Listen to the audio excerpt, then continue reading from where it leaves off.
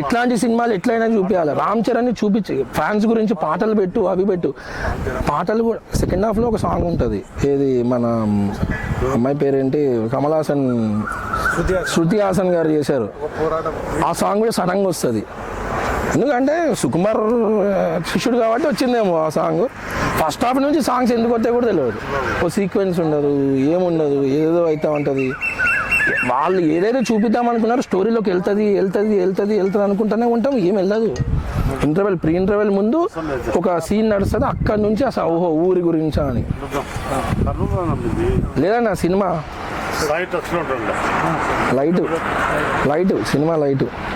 ఇగో fans కూడా ఒక మాట చెప్తానా, ఒప్పుకోండి నిజం. ఎందుకంటే రామ్ చరణ్ని చూపించాల్సినట్లు ఆయన చూపించలేకపోయిండు. ఒప్పుకోండి నిజం. అండ్ ఇంకో విషయం ఏంటంటే సినిమా బాలే, ఆ నిజం కూడా ఒప్పుకోండి.